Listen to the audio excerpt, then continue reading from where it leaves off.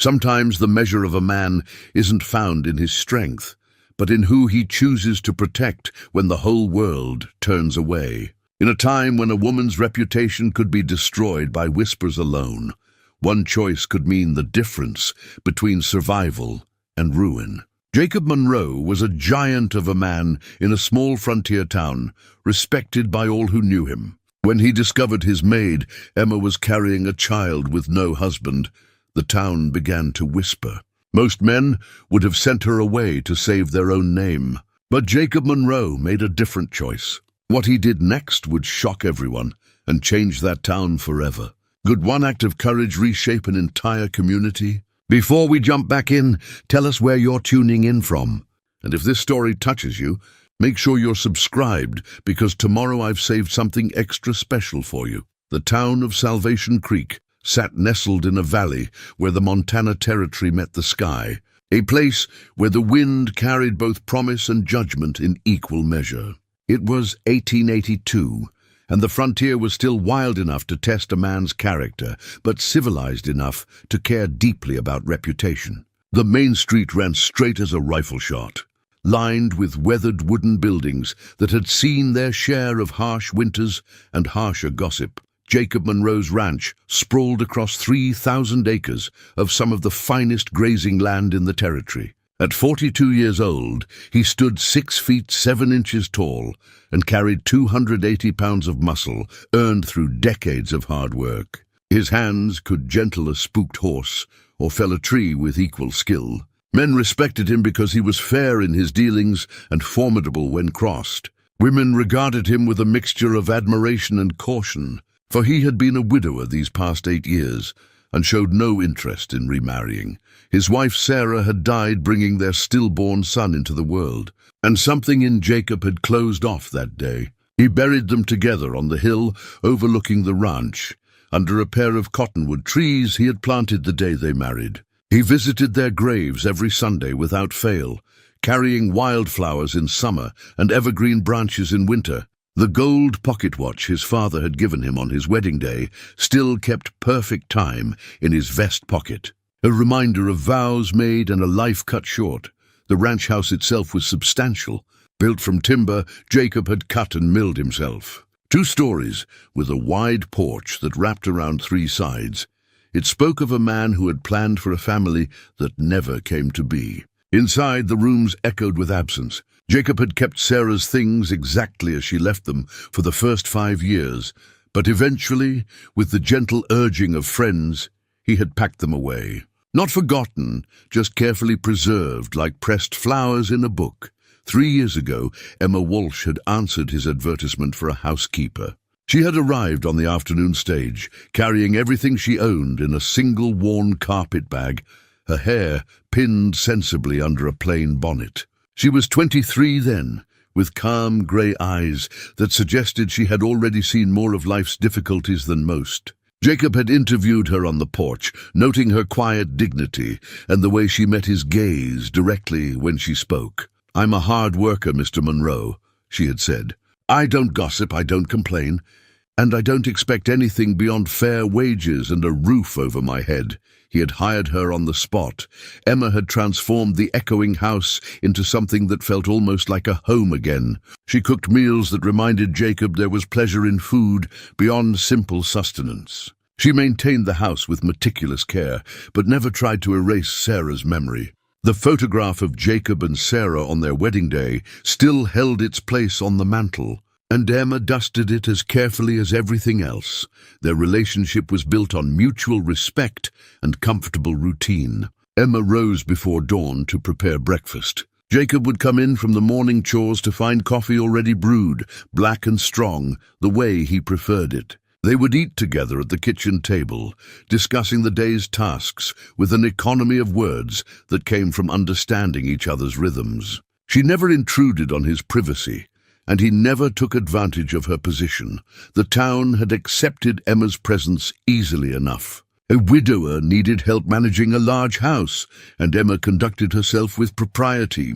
She attended church every Sunday, sitting alone in the back pew. She shopped for supplies once a week, exchanging polite greetings, but never lingering for the lengthy conversations that defined Salvation Creek's social life. The other women regarded her with mild curiosity, but no hostility.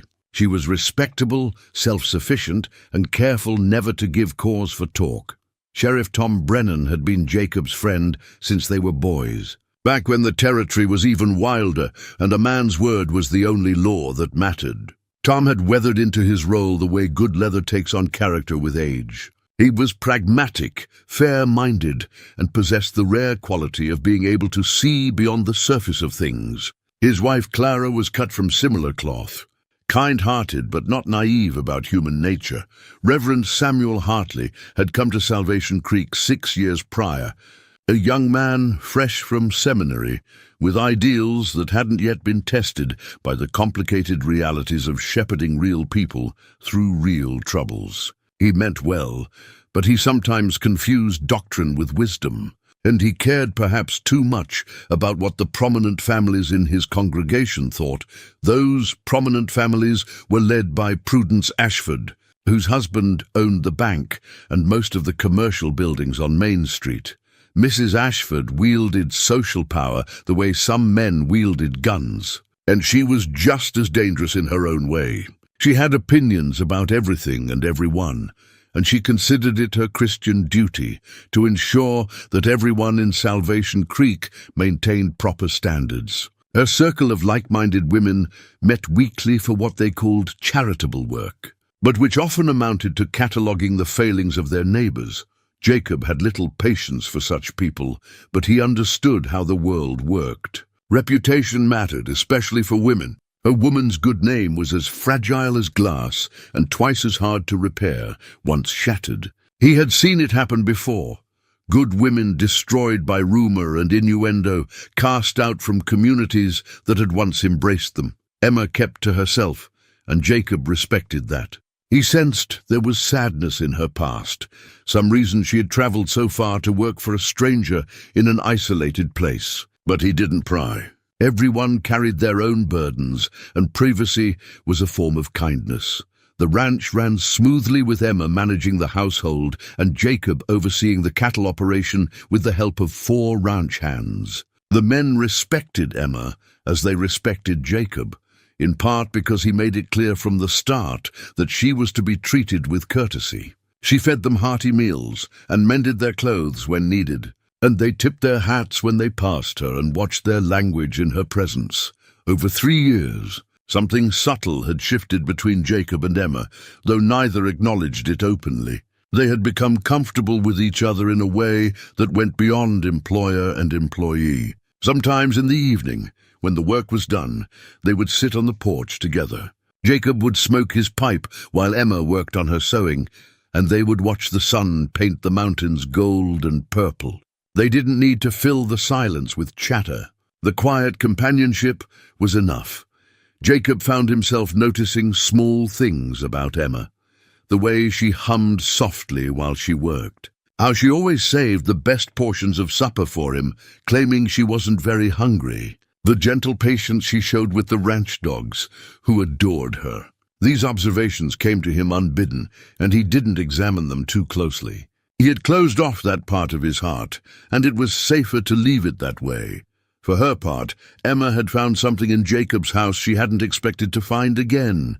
Peace. Whatever had driven her west, whatever she had left behind, she had discovered in this quiet ranch house a place where she could breathe.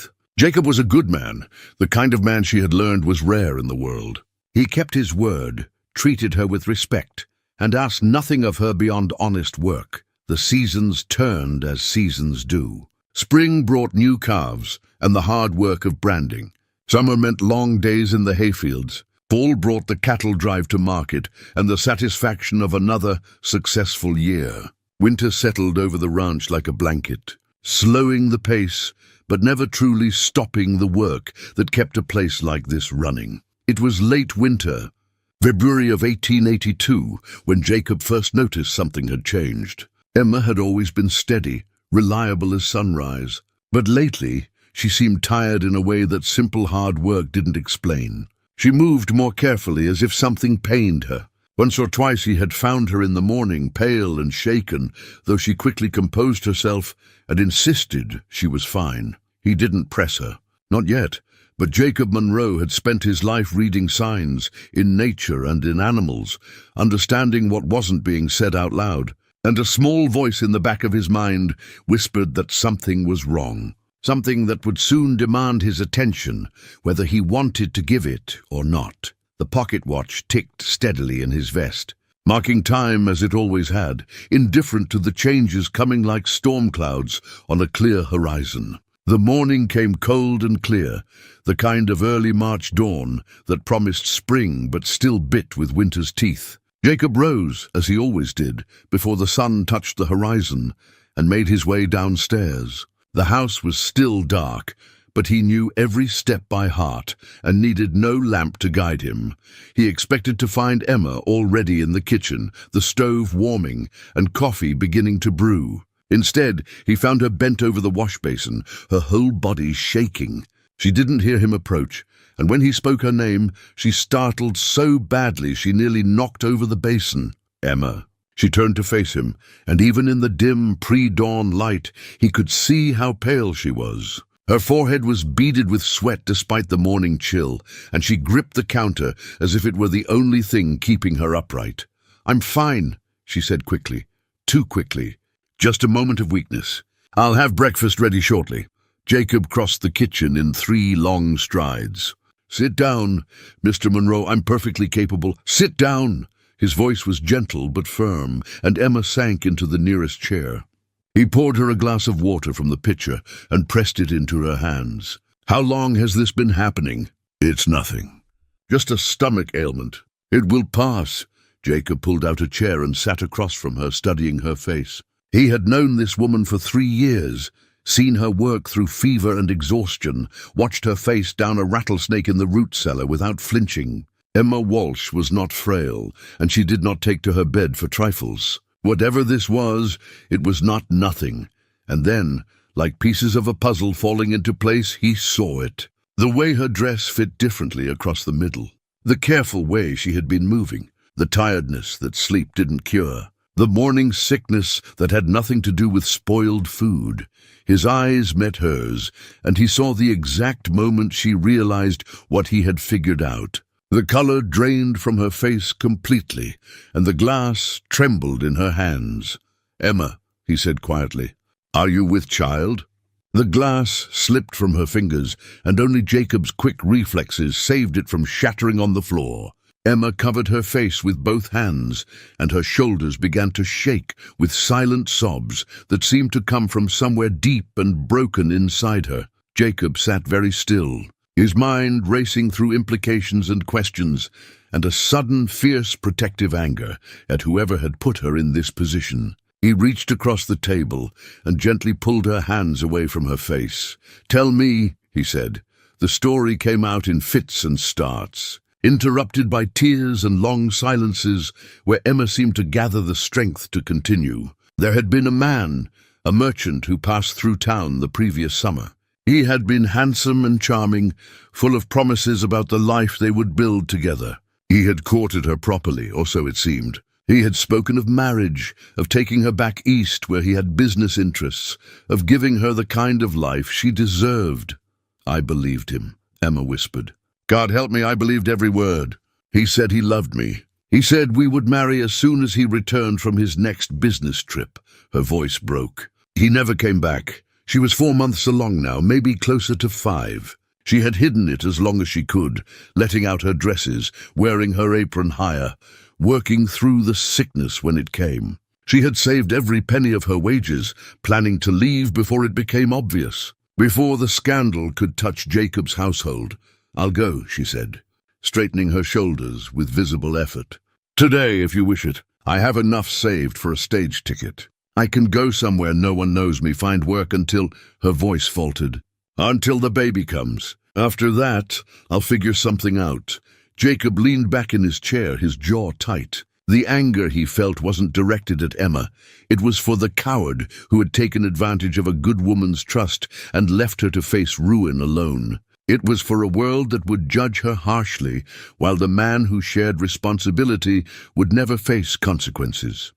"You're not going anywhere," he said. Emma looked up, confusion and hope warring in her eyes. "Mr. Monroe, you don't understand. When people find out, they'll talk.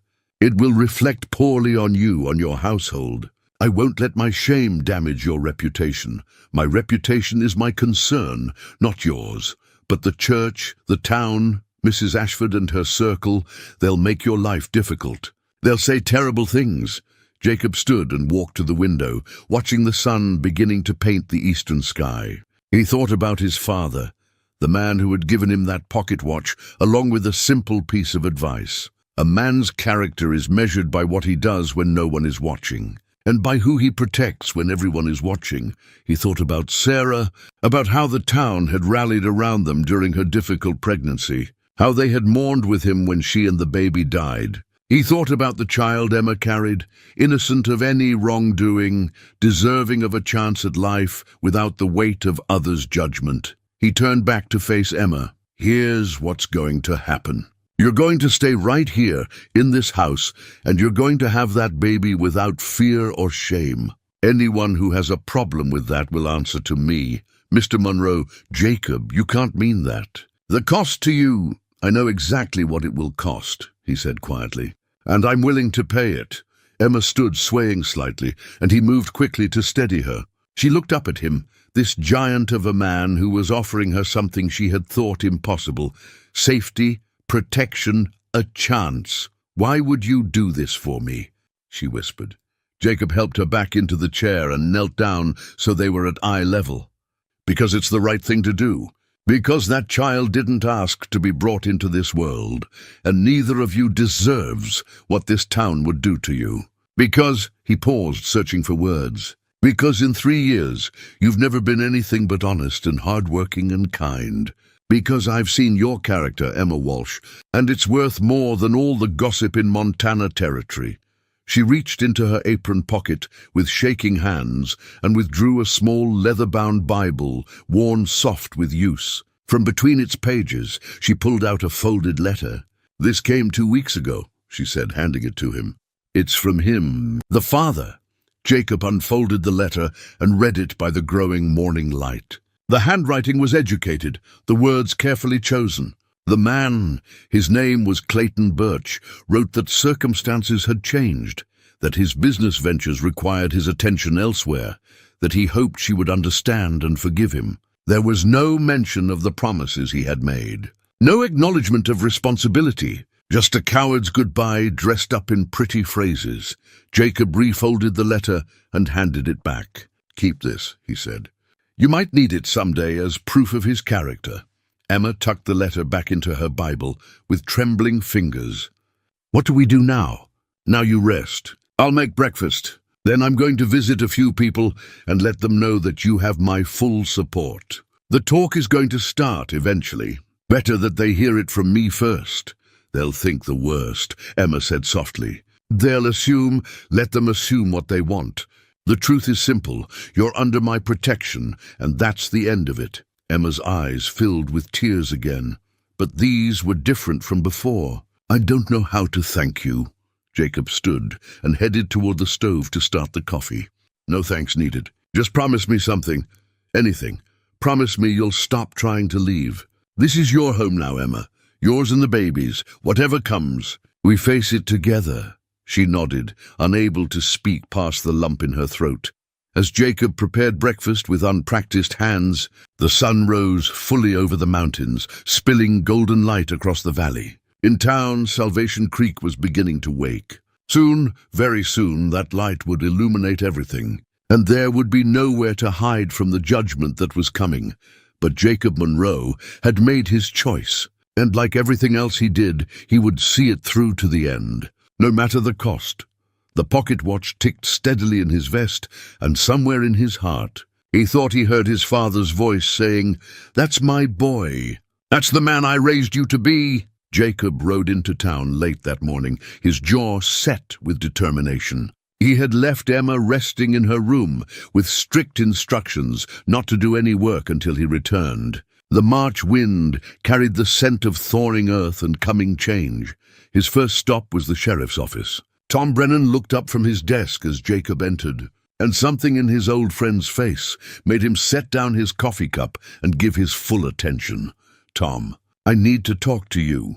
Figured as much coming in on a weekday morning. "Sit down, Jacob. What's on your mind?" Jacob remained standing. "Emma Walsh is with child. The father abandoned her. I'm standing by her, and I wanted you to hear it from me first." Tom leaned back in his chair, processing this information. He had been a lawman long enough to keep his face neutral while his mind worked through implications. "That's a generous thing you're doing, Jacob, also potentially complicated." "I know, people are going to talk. You know how this town is. Let them talk." Tom studied his friend carefully. "Is there more to this than you're saying?" Jacob met his gaze steadily. "Emma is a good woman who was lied to and left alone. She's been part of my household for 3 years, and she's earned my loyalty.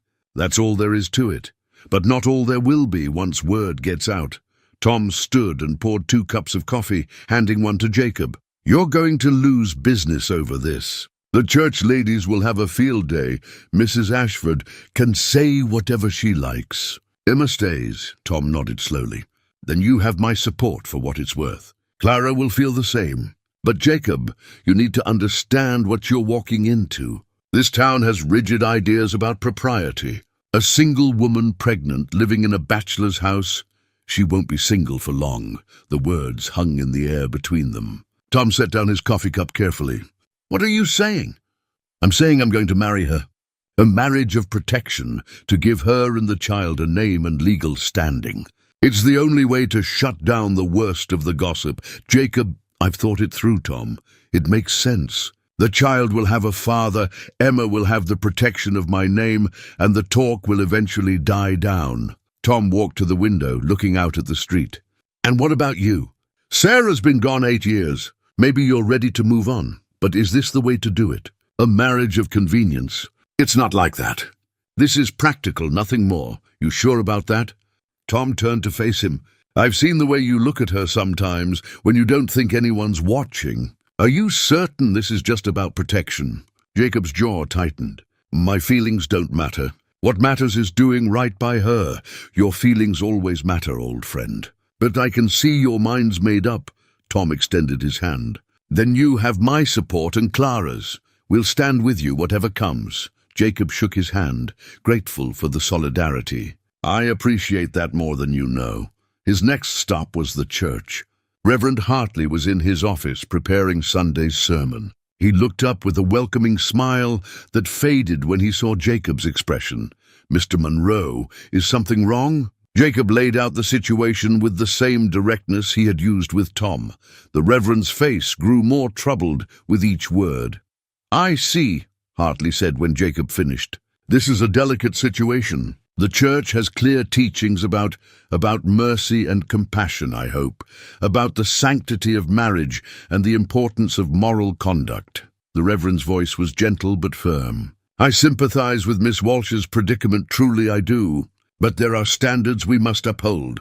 The congregation looks to me for guidance on these matters, and what guidance will you give them? To turn their backs on a woman in need? To uphold the values that hold a community together?" Hartley stood and walked around his desk. "Mr. Monroe, I understand your impulse to help. It's admirable, but you must consider the message this sends. If we excuse moral failings, there's no failing to excuse. She was deceived by a man who made promises he never intended to keep. She's the victim here, perhaps, but the appearance—" "I'm going to marry her," Jacob said flatly. "With or without your blessing." Reverend Hartley's eyes widened. "Marry her? Mr. Monroe, that's quite sudden. Have you thought this through? The implications for your own standing in the community?" "I've thought of nothing else. Will you perform the ceremony or not?" The Reverend sat down heavily. He was a young man, younger than Jacob by a decade, and the weight of the decision showed on his face. He wanted to do what was right, but he also wanted to keep his position, to maintain the support of the influential families in his congregation. "I need time to consider this," he said finally. "To pray on it, to consult. I'll be back tomorrow for your answer." Jacob headed for the door, then turned back. "Reverend, my father used to say that the measure of a minister isn't how well he tends to the righteous, but how he treats the fallen. Emma Walsh hasn't fallen. She's been pushed. There's a difference." He left before Hartley could respond. The general store was his final stop, and it proved to be a mistake. Mrs. Ashford was there with 3 of her circle, and they went silent when Jacob entered. The store owner, nervous, busied himself rearranging canned goods. "Mr. Monroe," Mrs. Ashford said, her voice dripping with false sweetness. "How unexpected to see you in town on a weekday, Mrs. Ashford." Jacob nodded politely and proceeded to gather the supplies he needed. "And how is your household? Everything well at the ranch?" He heard the trap in the question, the way she emphasized household. Word had already started to spread, probably from someone who had seen Emma's condition or heard it from a visiting ranch hand. "Everything is fine. Thank you for asking. I'm so glad to hear it. You know, in a small community like ours, we must all be mindful of appearances. A single man with a female housekeeper? Well, there's always talk, isn't there?" Jacob set his purchases on the counter and turned to face her directly. "If there's something you want to say, Mrs. Ashford, I'd prefer you say it plain." Her smile was sharp as a knife. "Only that we all have a responsibility to maintain certain standards. When someone in a position of respect behaves in a way that might cause scandal, it reflects poorly on the entire community." "I agree completely. That's why I make sure to treat everyone in my household with the utmost respect and propriety. But surely you can see how it might look, especially given certain recent observations." She glanced at her companions, who nodded in agreement. "A woman in a delicate condition, no husband in evidence. Living under your roof will continue to live under my roof," Jacob said, his voice hard as iron. "As my wife." The silence that followed was absolute. Mrs. Ashford's face went through several shades of red. "Your wife? Surely you're not suggesting—" "I'm not suggesting anything. I'm telling you, Emma Walsh and I will be married shortly. I'd appreciate it if you'd extend her the courtesy due to Mrs. Monroe." He paid for his purchases and left the store, aware of the explosion of gossip that would follow his departure. By nightfall, every household in Salvation Creek would know. By Sunday, the Reverend would face pressure from all sides. When Jacob returned to the ranch, he found Emma in the kitchen despite his instructions. She'd made soup and fresh bread, and the house smelled like comfort and home.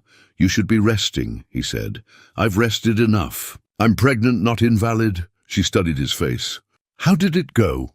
"About as expected. The sheriff stands with us. The Reverend is considering it. Mrs. Ashford now knows everything." Emma sank into a chair. "Oh God, she'll make sure everyone let her." "Emma, there's something I need to ask you." Jacob pulled the small wooden box from his pocket. Inside was his mother's wedding ring, simple gold, with a single small diamond. He had kept it all these years, thinking he might pass it to a daughter if he ever had one. "Marry me," he said. "Not because you have to, but because it's the best protection I can offer you and the child. A marriage in name only, if that's what you prefer. But marry me, and no one can take that baby from you. No one can call you names or turn you out. You'll have the full protection of my name and everything I own." Emma stared at the ring, tears streaming down her face. "Jacob, I can't ask you to sacrifice your whole future for me. You're not asking. I'm offering. And it's not a sacrifice, Emma. It's a choice I'm making with clear eyes and a clear conscience. But what about love? What about finding someone you actually want to marry?" Jacob closed the box gently and set it on the table between them. "Love isn't always about passion and romance. Sometimes it's about choosing to stand beside someone when the whole world tells you to walk away. That's a kind of love too, and it's the kind I can offer you." Emma looked at the box, then at Jacob's weathered, honest face. She thought about the alternatives.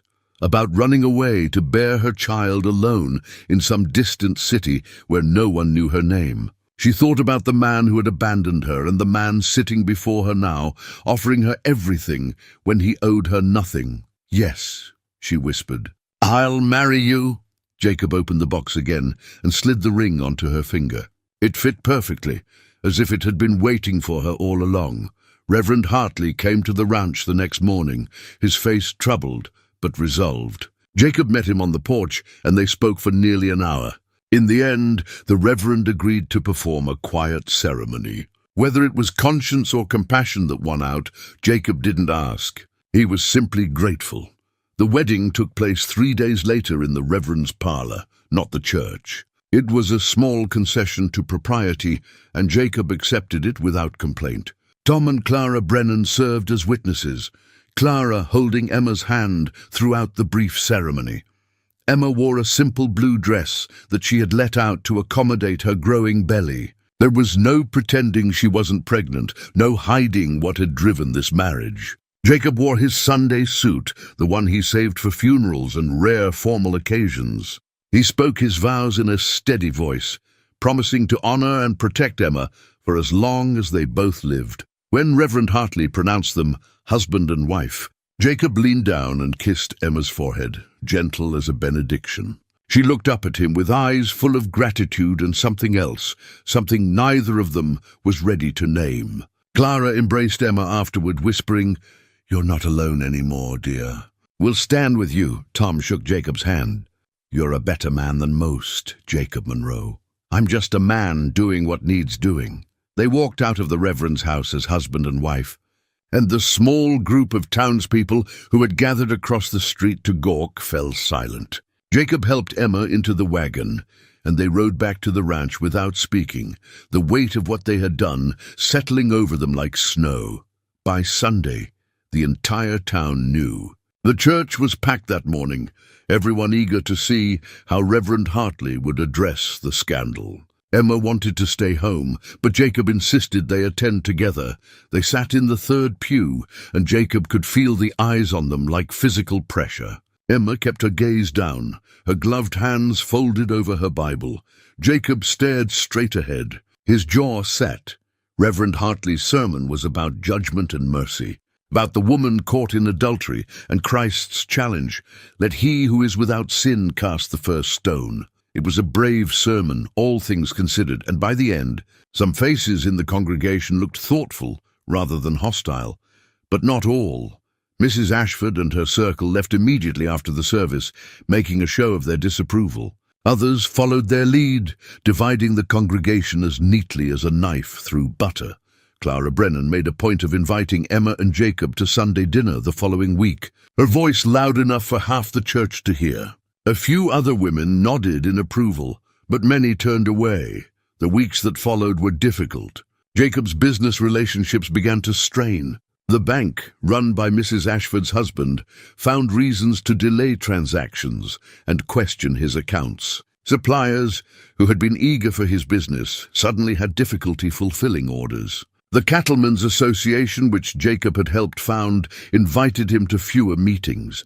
He absorbed these slights without complaint, but Emma saw the toll they took. She found him one evening in his study, going over ledgers with a deep furrow between his brows. "This is because of me," she said from the doorway. "This is because people are small-minded and quick to judge. Jacob, I can't let you lose everything because of my mistakes." He looked up, his expression softening. "Come here." Emma crossed to his desk and he took her hand. The simple gold band caught the lamplight. "You listen to me," he said. "The ranch is strong. We have good land, good stock, and I've been careful with money. We'll weather this storm. And even if we couldn't, even if standing by you cost me everything, I'd still make the same choice. Why?" It was the question she had asked before, and he still didn't have words adequate to the answer. He settled for what he could articulate, because some things matter more than money or reputation. "You and that baby matter more." Emma's free hand moved to her belly, where the baby was beginning to show movement. "I felt the baby kick today, really kick for the first time. That's good. That means everything's progressing as it should. Would you like to feel?" Jacob hesitated. This seemed to cross some invisible line they had been careful not to breach. But Emma was already guiding his large hand to her belly, pressing it against the swell of her dress. They waited in silence, and then he felt it, a small flutter, like a bird's wing against his palm. His breath caught. "There," Emma whispered. Did you feel that? Yes. His voice was rough. I felt it. He kept his hand there, marveling at the life growing beneath it. A child who would bear his name, who would call him father even if he had no hand in creating that small spark of life. The responsibility of it settled over him, fierce and protective. We should think about names, Emma said softly. You have time for that. Don't rush. I was thinking if it's a girl, Grace Monroe. Jacob looked up at her face, seeing the hope and fear mingled there. Grace is a good name, strong and gentle at once. And if it's a boy, that's your choice to make, Emma. This is your child. Our child, she corrected gently. That's what we're telling everyone. That's what the law will say. So our child, Jacob. The word our did something strange to his heart, opening doors he had thought permanently sealed. He withdrew his hand carefully and stood. I need to check on the horses, he said, his voice gruff. Don't wait up for me. He left before she could see the confusion in his eyes, before he had to examine too closely what he was feeling. The ranch hands, 4 loyal men who had worked for Jacob for years, accepted the situation with pragmatic grace.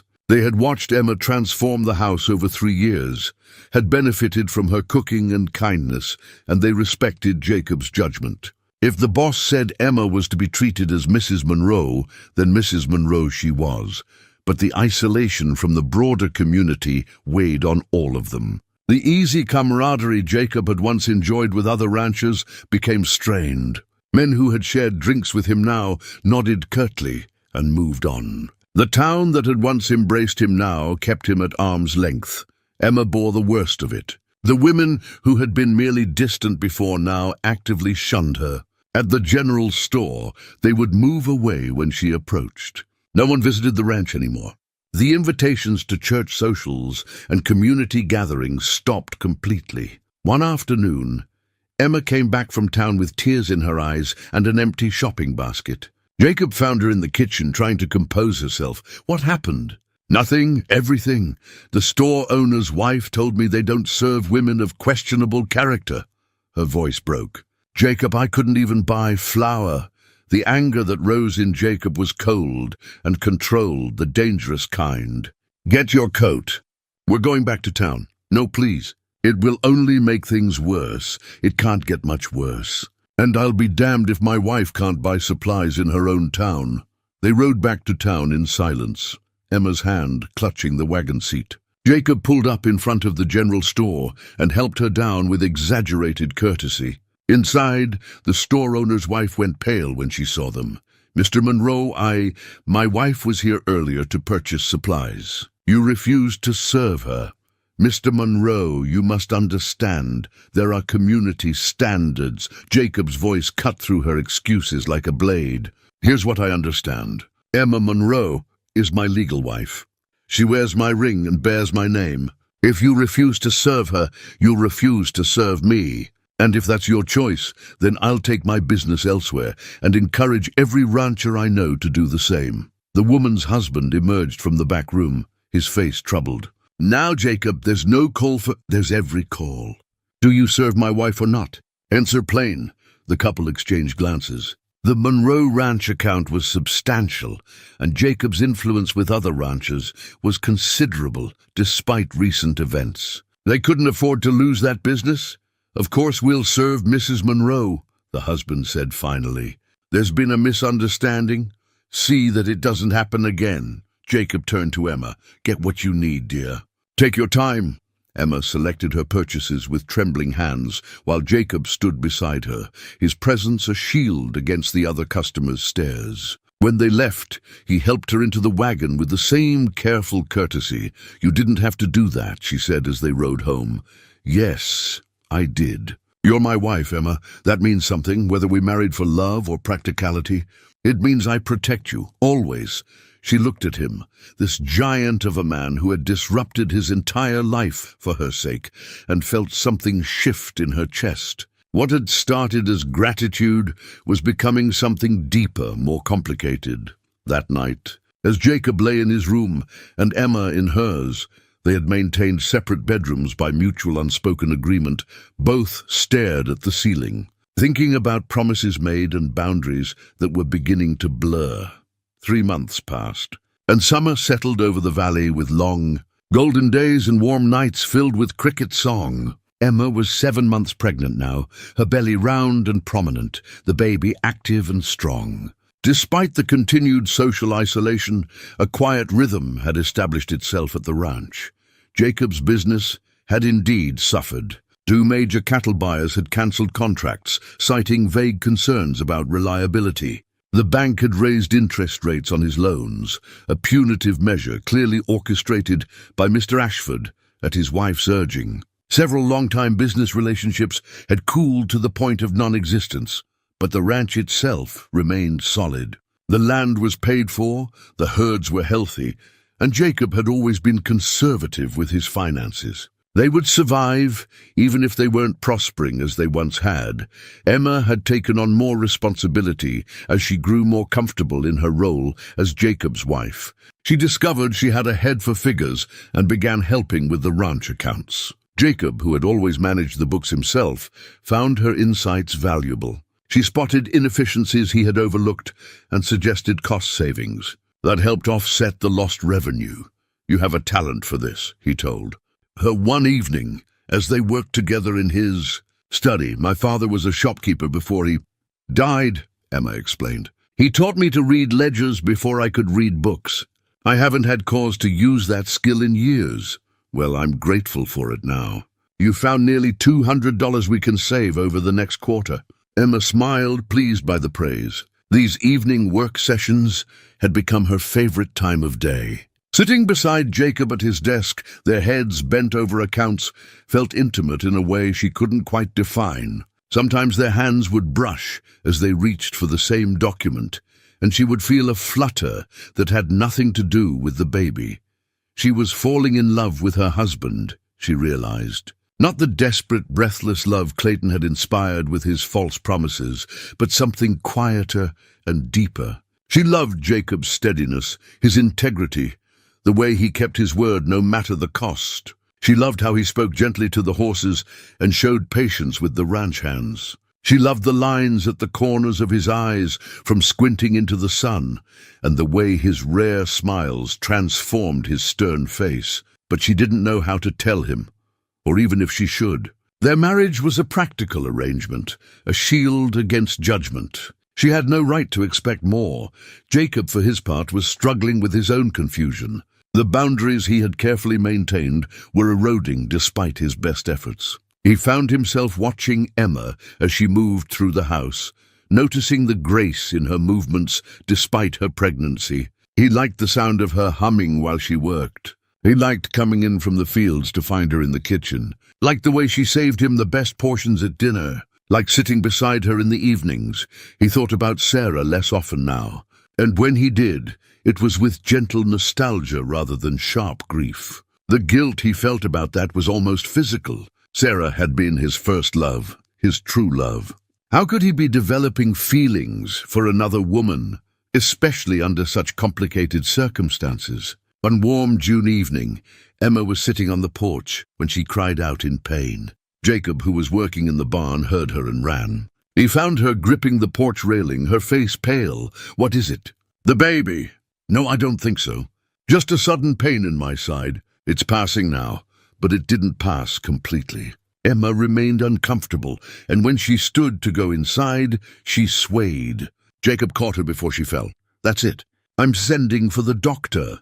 "No, Jacob. Dr. Webb made it clear he doesn't make house calls to this ranch anymore. Then I'll bring him here by force if necessary." Jacob settled Emma on the sofa, made sure she had water and was comfortable, then saddled his fastest horse. The ride to town took 20 minutes at a hard gallop. He found Dr. Harrison Webb at his home, just sitting down to supper. "My wife needs medical attention." Dr. Webb, a portly man in his 50s, set down his fork carefully. "Mr. Monroe, I've made my position clear. I cannot be seen providing regular care to your household. The backlash from certain community members—" "I don't give a damn about community members. My wife is pregnant and in pain. You took an oath to help people. An oath that doesn't require me to sacrifice my practice." Jacob's hand shot out and gripped the doctor's collar, pulling him half out of his chair. The doctor's wife gasped. "You're coming with me," Jacob said, his voice deadly quiet. "Right now. And if anything happens to Emma or that baby, because you delayed, I'll hold you personally responsible. Am I clear?" Dr. Webb, faced with 6 feet 7 inches of barely controlled fury, nodded quickly. "I'll get my bag." The ride back to the ranch was tense and silent. Jacob kept the pace just short of reckless, and Dr. Webb held on grimly, his medical bag clutched against his chest. At the ranch, Emma was still on the sofa, but the pain had worsened. She was trying not to show it, but Jacob could see the strain in her face. Dr. Webb examined her while Jacob paced the porch outside, his hands clenched into fists, after what felt like hours, but was probably only 30 minutes. The doctor emerged. "She's going to be fine. The baby is fine. It was a muscle strain, probably from overexertion. She needs to rest more, avoid heavy lifting, and stay off her feet as much as possible for the next few days." Jacob's shoulders sagged with relief. "Thank you." Dr. Webb packed his instruments slowly, not meeting Jacob's eyes. "Mr. Monroe, I owe you an apology. And Mrs. Monroe as well. You don't owe us anything except proper medical care." "No, I do." The doctor's voice was heavy with shame. "I let fear of social consequences override my duty as a physician. What I witnessed today, your devotion to your wife, her genuine need for care, it showed me how far I'd strayed from my oath." He finally looked up. "I've seen many marriages in this town, Mr. Monroe. Most are based on property or convenience or simple loneliness. What you have with your wife, whatever its origins, has more genuine care in it than half the so-called respectable unions in Salvation Creek." Jacob didn't know what to say to that. "I'll check on her in a few days," Dr. Webb continued. "And when her time comes, you send for me, regardless of the hour or the weather. I'll be there." After the doctor left, Jacob went inside to find Emma sitting up, looking much better. "He said you need to rest," I heard. "I'm sorry I frightened you. Don't apologize for that." Jacob sat in the chair across from her. "Emma, you need to take it easier. You're doing too much. The house needs managing. The accounts can wait. The house can be a little less perfect. You and the baby are what matter." Emma's eyes filled with tears, the emotional volatility of pregnancy making her quick to cry. "You're too good to me, Jacob. I'm just taking care of what's mine," he said, then realized how that sounded. "I don't mean your property. I mean, I know what you mean." She smiled through her tears. "And I don't mind it. Being yours, I mean. It feels safe." The moment stretched between them, charged with things neither was ready to say. Jacob stood abruptly. "I should let you rest. I'll bring you some supper later." That night, unable to sleep, Jacob went to his workshop in the barn. He had started a project weeks ago and had been working on it late at night when Emma was asleep. Now he returned to it with renewed purpose. The cradle was taking shape beautifully. He had chosen cherry wood, smooth and warm, and was carving delicate patterns into the headboard. Vines and flowers, symbols of growth and life. He worked with careful precision, his large hands surprisingly deft with the small tools. This was how he showed love, he realized. Not with flowery words or grand gestures, but with his hands, building something solid and lasting. The cradle would be perfect, and it would hold Emma's child, their child, as she insisted on saying, and protect that small life the way he protected Emma. As he worked, he thought about Dr. Webb's words. Whatever its origins has more genuine care in it. Was that true? Had their practical arrangement somehow transformed into something real? He thought about how much he looked forward to seeing Emma each morning, how empty the house felt when she was resting and he couldn't hear her moving about. He thought about the surge of protective fury that had risen in him when she cried out in pain, the terror that had gripped him at the thought of losing her. This wasn't just duty anymore. Somewhere along the way, duty had become devotion. The realization should have troubled him more than it did. Instead, he felt a strange sense of rightness, as if he had been walking in darkness and suddenly found himself in dawn's early light. He finished the section he was working on and stood back to examine the cradle. It was nearly complete. Another week or two and it would be ready. He ran his hand over the smooth wood, imagining Emma's face when she saw it, imagining a baby sleeping peacefully within it. "Please, God," he whispered into the quiet barn. "Let them both be safe. Let me be worthy of the trust she's placed in me." The next morning, Emma woke to find Jacob had already prepared breakfast and brought it to her room on a tray. It was simple fare, eggs, toast, coffee, but the gesture touched her deeply. "You shouldn't have.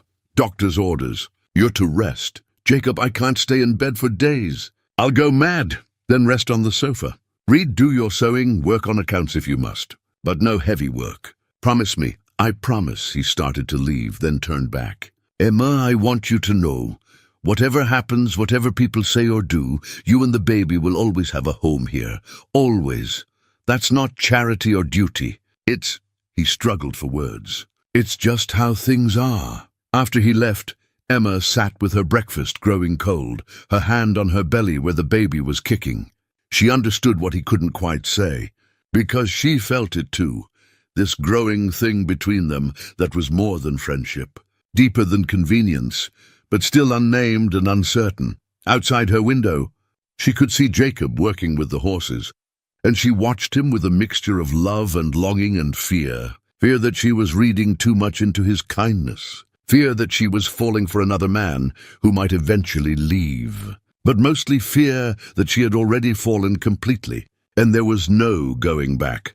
August brought heat that shimmered over the valley like water, and with it came the first real test of how far the town's hostility would extend. Emma was 8 months pregnant now, moving slowly, but still insisting on contributing to the household in whatever ways she could. The letter arrived on a Tuesday, delivered by a nervous postal clerk who wouldn't meet Jacob's eyes. It was written on expensive stationery, and the handwriting was precise and cold. Jacob read it twice, his jaw tightening with each word. Then he read it a third time, as if repetition might change what was written there. Emma saw his face and felt her stomach drop. "What is it?" He handed her the letter without speaking. Emma read it, and the blood drained from her face. The letter was from the bank. They were calling in Jacob's loans, all of them, with full payment due within 30 days. The reason cited was reassessment of credit risk based on recent changes in household circumstances and community standing. "They can't do this," Emma whispered. "They can. It's in the fine print of the loan agreements. If they deem the borrower a risk, they can demand immediate repayment." "How much?" $15,000. Emma's hand went to her throat. It was an impossible sum. "What do we do?" Jacob stood and walked to the window, his mind already working through options. "I can sell cattle, but not enough to cover it all. Not without selling breeding stock we need for next year. I could mortgage the land, but with my current standing, no other bank in the territory will touch me. This is my fault. All of this—" "Stop!" Jacob turned to face her, his voice firm. "This is the Ashfords using their power to punish me for not bowing to their judgment. That's all it is. But what will we do?" "I don't know yet, but we'll figure something out." Over the next week, Jacob explored every option. He visited other ranchers, looking for loans or buyers for his cattle. Most were sympathetic but cautious. Helping Jacob too openly might bring the Ashfords' wrath down on them as well. He rode to the next town over to speak with their bank, but word of his situation had traveled, and they declined. Emma watched him grow more haggard, saw the weight of responsibility pressing down on his shoulders. She spent sleepless nights trying to think of solutions, going over the accounts again and again, searching for money that simply wasn't there. One morning, Jacob came down to breakfast to find Emma's carpet bag packed by the door. "What's this?" Emma couldn't meet his eyes. "I'm leaving today. I've written a letter explaining that our marriage was false, contracted under duress, and that I'm releasing you from all obligations. You can have it annulled. Once I'm gone, once it's clear you've sent me away, the Ashfords will back down. Your reputation will be restored, and you can get fair terms at the bank again." Jacob stared at the bag, then at Emma, and something in his chest cracked open. "No, Jacob, please. I can't let you lose everything because of me." "I won't." I said no. He picked up the bag and carried it back to her room.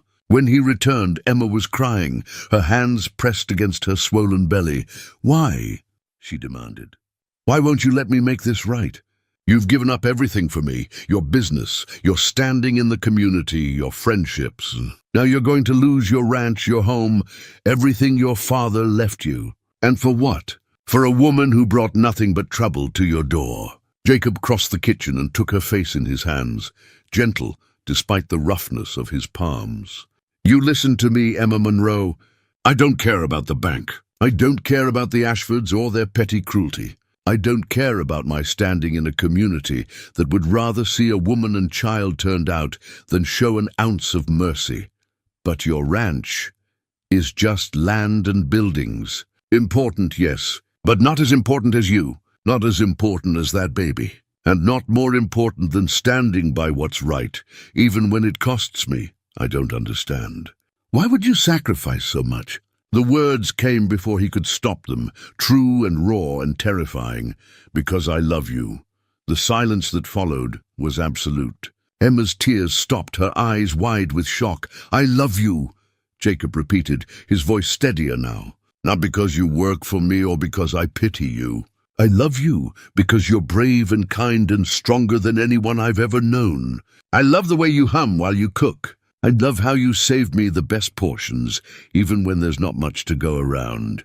I love coming home to find you here. I love—" His voice broke. "I love everything about you, and I don't care what it costs me. You're not leaving. Not now, not ever. Do you understand?" Emma reached up and covered his hands with hers, her tears starting fresh. "Jacob, I love you too. I have for months. I was just too afraid to say it, too afraid you only saw me as an obligation." He pulled her into his arms, careful of her belly, and held her while she cried. She buried her face against his chest, and he rested his chin on top of her head, breathing in the scent of her hair. "We'll figure this out," he murmured.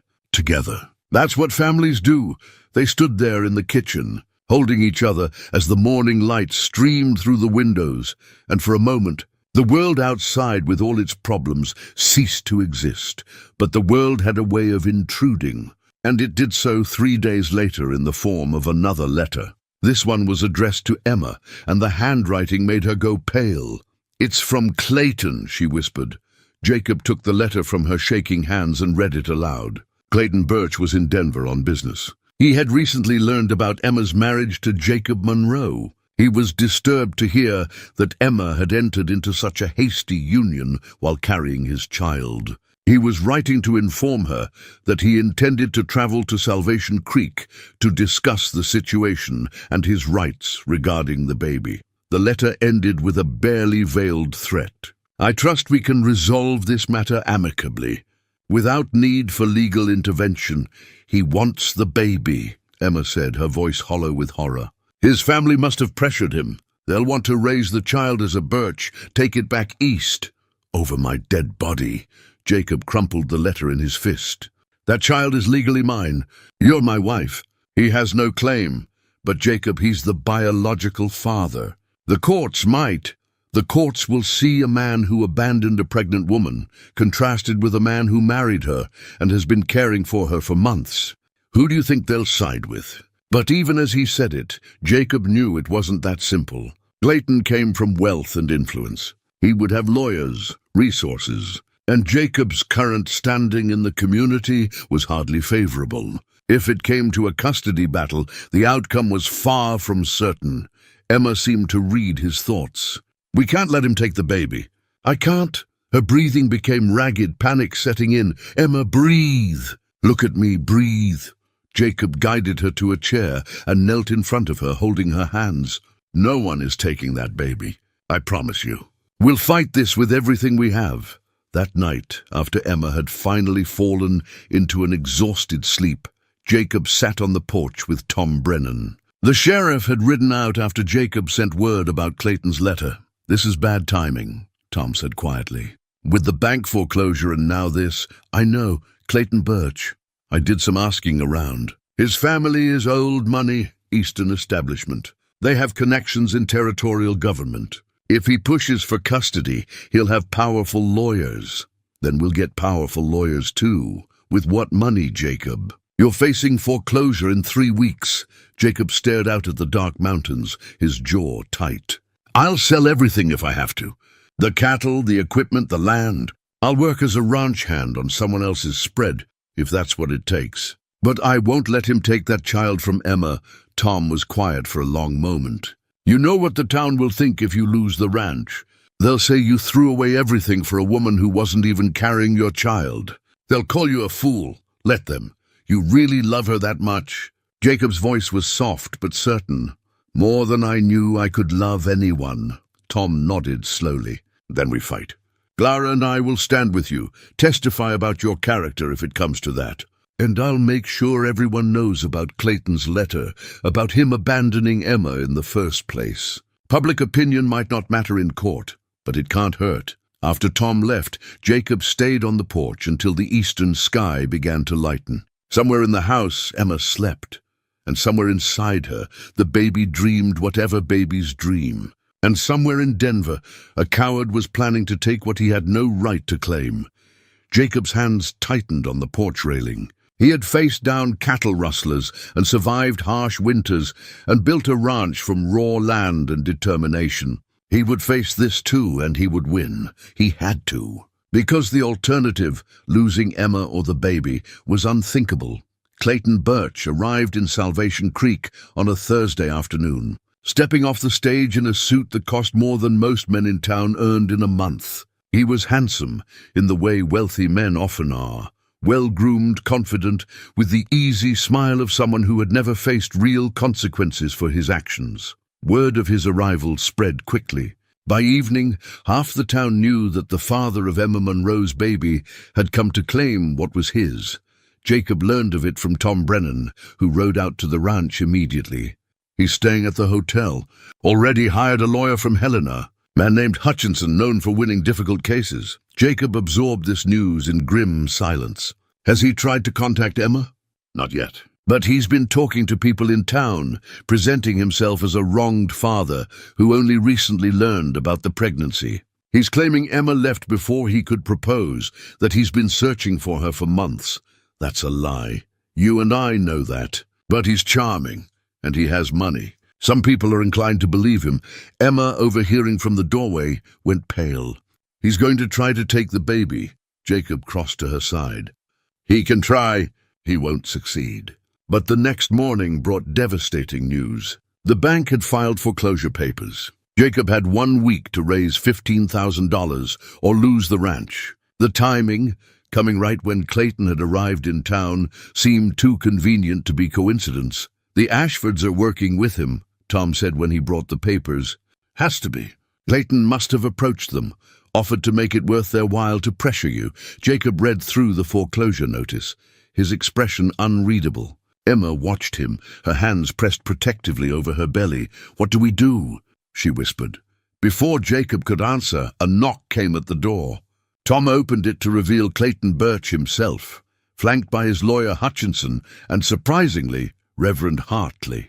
Mr. Monroe, Clayton said smoothly, I hope you'll forgive the intrusion. I thought it best if we discuss this matter like civilized men.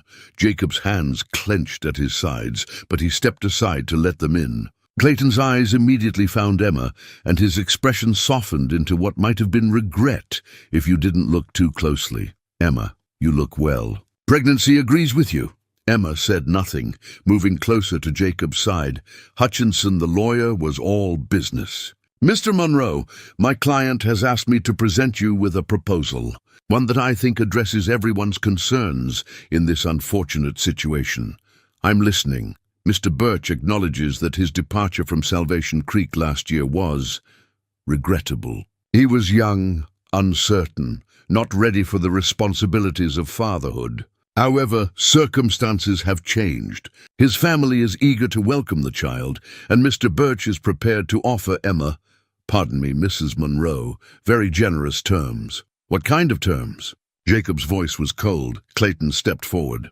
I'll pay off your debt to the bank. All $15,000. I'll also provide you with an additional $5,000 for your trouble in caring for Emma these past months. In exchange, Emma comes with me back east, where we'll be married properly.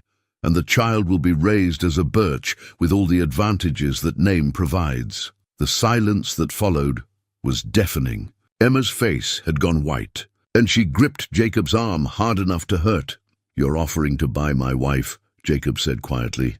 "I'm offering to relieve you of a burden you never should have had to bear," Clayton corrected. "You're a good man, Monroe.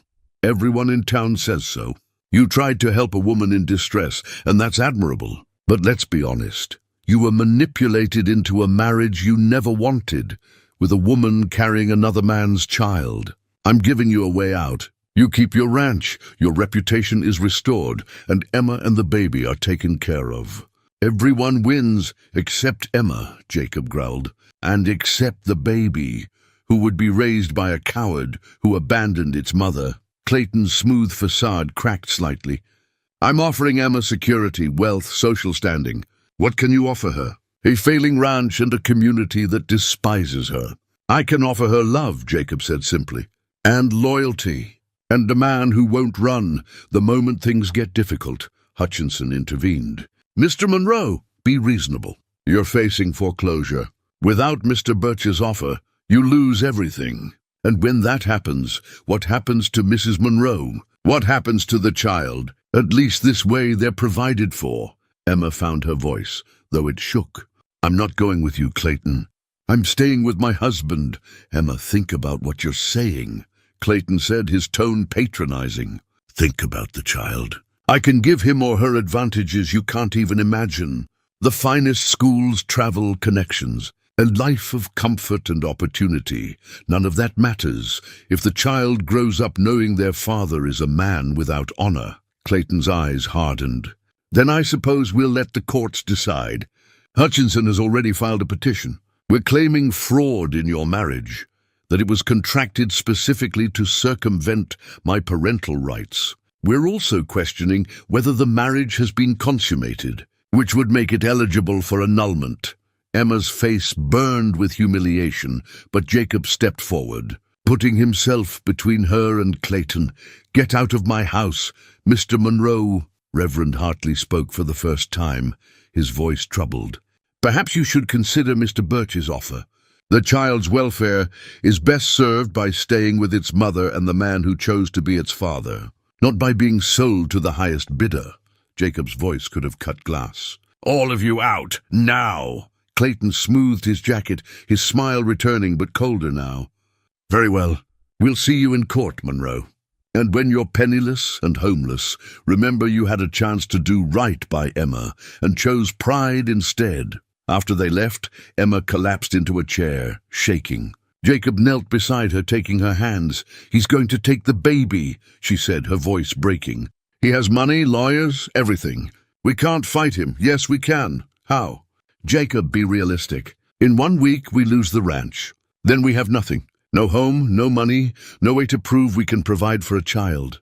The courts will side with Clayton. They always side with men who have money and influence."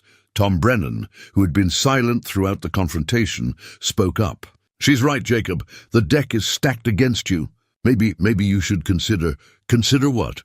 "Selling my wife. Letting that coward buy his way out of the consequences of his actions."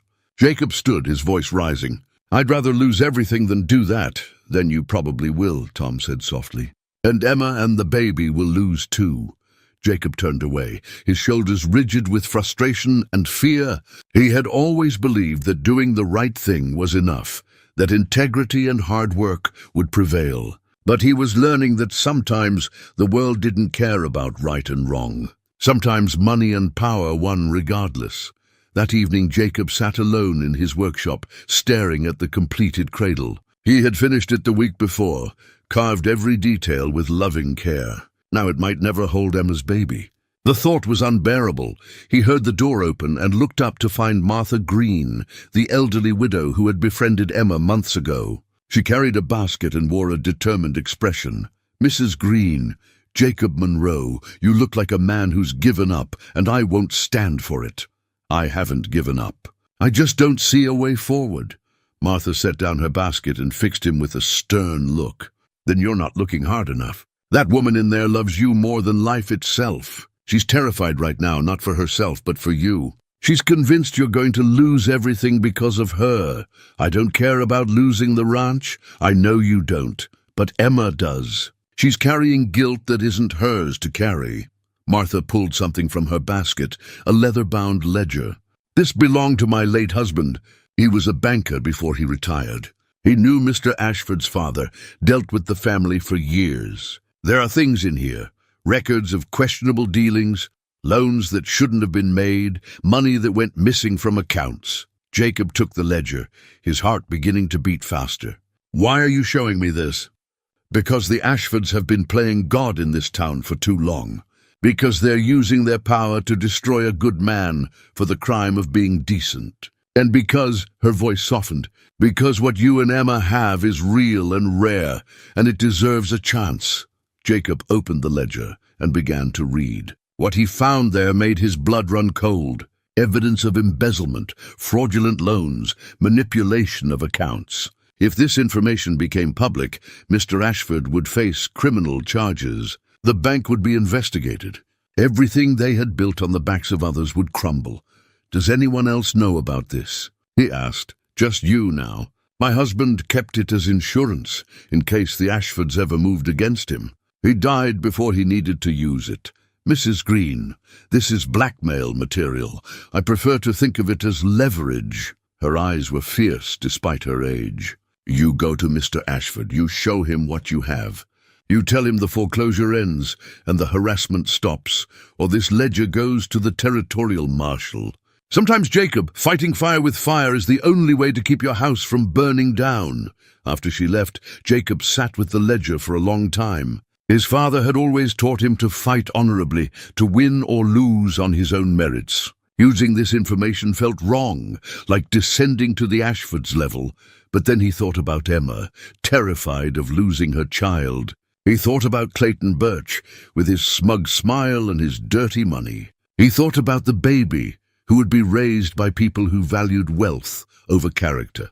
Sometimes, he realized honor had to bend in service of love. The next morning, Jacob rode into town with the ledger tucked securely in his saddlebag. The showdown was coming, and this time he wasn't going to lose. Jacob found Mr. Ashford at the bank, going over accounts in his private office. The man looked up with barely concealed satisfaction when Jacob entered. Mr. Monroe, I assume you're here to discuss the foreclosure. I'm afraid there's nothing. Jacob set the ledger on the desk with a heavy thump that made Ashford jump. I'm here to discuss your future, Mr. Ashford, or rather, the lack of one, if you don't call off your vendetta against my family. Ashford's eyes flicked to the ledger, and something like fear crossed his face. I don't know what you're talking about. Open it. Page 47. With trembling hands, Ashford opened the ledger. As he read, the color drained from his face. Where did you get this? That doesn't matter. What matters is that I have it, and I'm prepared to turn it over to the territorial marshal unless we come to an understanding. This is blackmail. No, this is justice. You've been using your position to punish good people for not conforming to your wife's narrow view of propriety. You've manipulated loans, extracted unfair terms, and lined your pockets with money that wasn't yours. All of that ends now. Ashford stood, his hands braced on the desk. If you expose this, you'll destroy me. My family, my reputation, I know. Believe me, I've thought about it. But I'm not interested in destroying you, Mr. Ashford. I'm interested in protecting my wife and child. Here's what's going to happen. The foreclosure is withdrawn immediately. My loan terms are restored to their original rates. And you're going to tell Clayton Birch that his arrangement with you is over. No more coordination, no more using your influence to help him. And if I do this, you'll keep that ledger quiet. Yes, but understand this. I'm making a copy. If anything happens to me or my family, if there are any more mysterious business problems or legal challenges, that information goes public. You leave us alone and we leave you alone. That's the deal. Ashford sank back into his chair, looking suddenly old and defeated. My wife is going to be furious. Then you'll have to find a way to manage her. Or you can explain to her that her social crusade is going to land you both in prison. Your choice. There was a long silence. Finally, Ashford nodded. The foreclosure will be withdrawn by end of business today. Good. One more thing. I want a letter from you on bank stationery stating that my credit is good and that I'm a valued customer. I may need it for the custody hearing. You're asking a lot. I'm asking for fairness. Something you should have provided all along. When Jacob left the bank, he felt no triumph, only grim satisfaction. He had won this battle, but the war wasn't over. Clayton still had his lawyers and his claim to paternity. The custody hearing was in 3 days, and Jacob needed to prepare. His next stop was Tom Brennan's office. The sheriff had been making inquiries about Clayton Birch, and what he had discovered was illuminating. Jacob, sit down. I've got news. Tell me, Clayton Birch has been engaged 3 times in the past 5 years. Each engagement ended when the woman broke it off, citing his philandering. There are also rumors, unconfirmed but persistent, of at least 2 other women he left pregnant and alone. One in St. Louis, one in Chicago. Jacob leaned forward. Can we prove any of this? I'm working on it. I've sent telegrams to law enforcement in both cities, asking for any documentation. If we can establish a pattern of behavior, it strengthens our case that he's an unfit father. What about his lawyer, Hutchinson? That's where it gets interesting. Hutchinson is expensive, but he's not being paid by Clayton directly. The money's coming from Clayton's father, Cornelius Birch. Old Cornelius is concerned about the family name. Apparently, one of Clayton's previous scandals nearly ruined a business deal. He wants this baby back east, where he can control the situation and present a respectable front. So this isn't about Clayton wanting to be a father. It's about protecting the Birch family reputation. Exactly. And if we can get that across to a judge, it might make a difference. Jacob spent the rest of the day riding to neighboring ranches, calling in favors and asking for support. Most of the ranchers he approached were sympathetic but cautious. A few promised to attend the hearing and testify about Jacob's character if needed. One rancher, an old-timer named Samuel Hutchins, pulled Jacob aside before he left. Listen, Monroe, what you're doing, standing by that woman despite everything, it takes guts. But it also takes something else. It takes love. Real love, the kind that doesn't count the cost. I see it in your eyes when you talk about her. Don't let any judge or fancy lawyer make you forget that. A child needs that kind of love more than it needs money or fine clothes. When Jacob returned home, he found Emma in the nursery they had prepared together. The room was simple but welcoming, with curtains she had sewn and a rocking chair they had bought together. The cradle sat in the corner, waiting. Jacob. She turned when she heard him. What happened in town? He told her about the confrontation with Ashford, about Tom's discoveries regarding Clayton's past. With each piece of news, hope bloomed in her eyes. So the ranch is safe? The ranch is safe, and we have evidence that Clayton has done this before. Tom is working on getting documentation. It's not guaranteed, but it's something. Emma crossed to him and took his hands. Jacob, even if we lose, even if the judge awards custody to Clayton, I want you to know that these months with you have been the happiest of my life. You've given me more than safety and protection. You've given me love and dignity and a reason to believe in goodness again.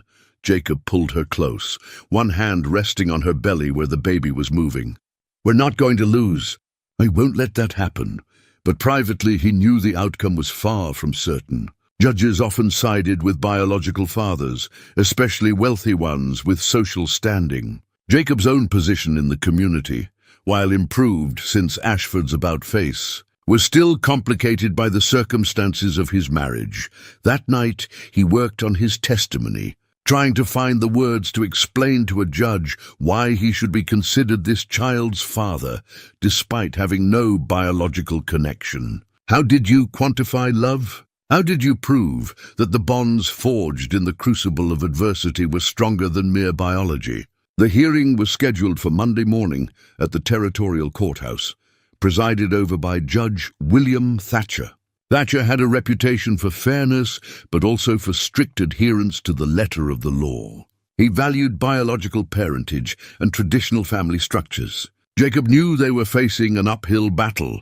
Sunday came, and Jacob and Emma attended church together, as they always did. The atmosphere had shifted noticeably since word of Ashford's withdrawal of the foreclosure had spread. Some of the hostility had dissipated, replaced by curiosity and, in a few faces, grudging respect. Reverend Hartley's sermon that morning was about King Solomon and the two women who claimed the same baby. True parenthood, he said, his voice carrying through the church, is not merely a matter of blood. It is a matter of sacrifice, of loving a child enough to put their welfare above your own desires. His eyes met Jacob's briefly, and Jacob saw apology there, and perhaps a measure of courage. The Reverend was making his position clear, even if it cost him the support of families, like the Ashfords.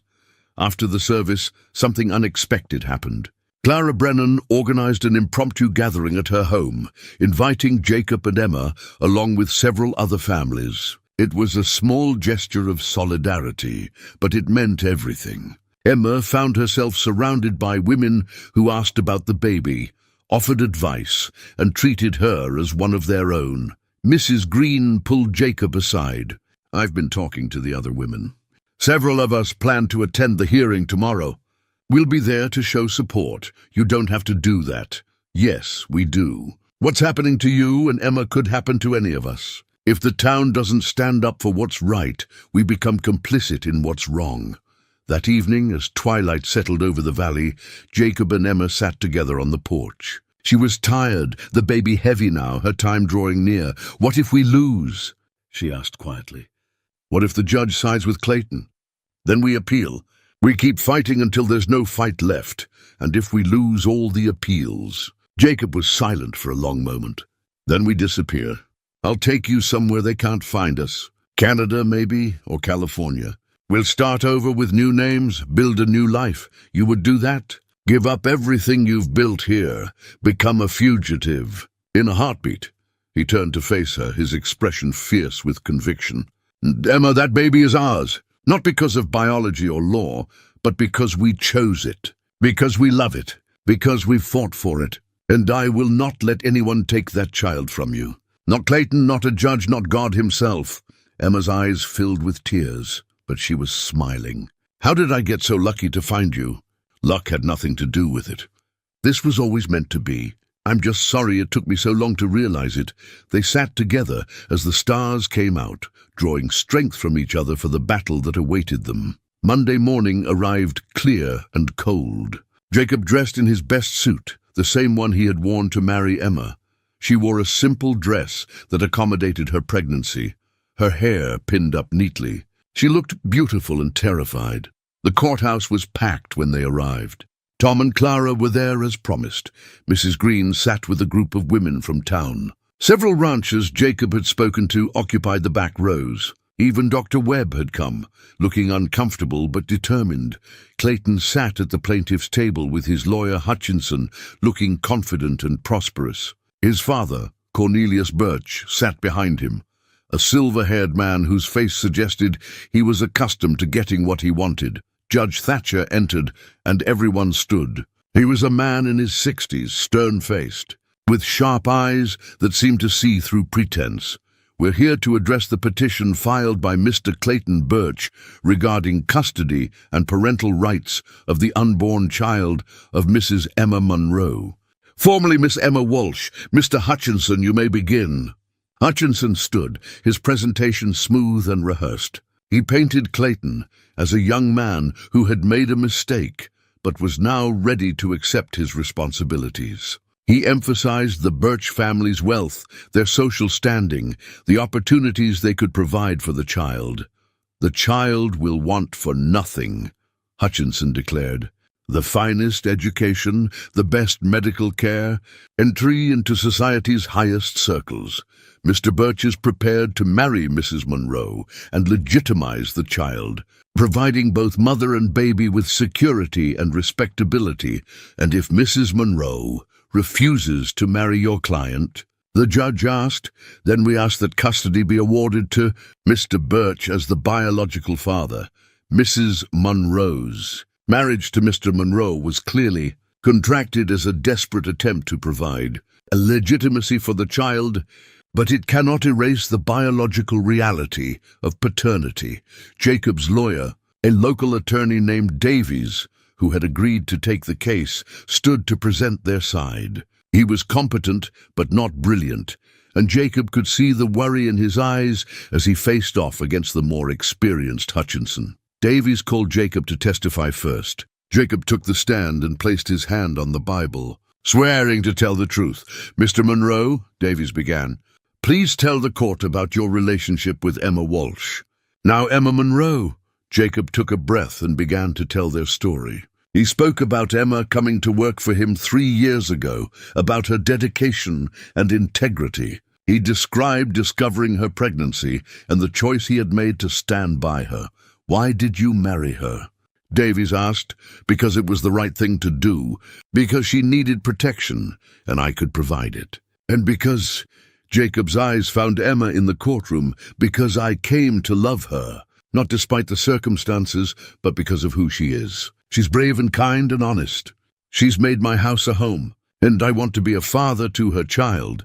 "But you're not the biological father," Hutchinson interjected during cross-examination. "You have no blood connection to this child." "No, I don't, but I'll be there when the baby is born. I'll be there for the first steps and the first words. I'll be there to teach and guide and protect. Biology doesn't make a father. Choice makes a father. And I choose this child."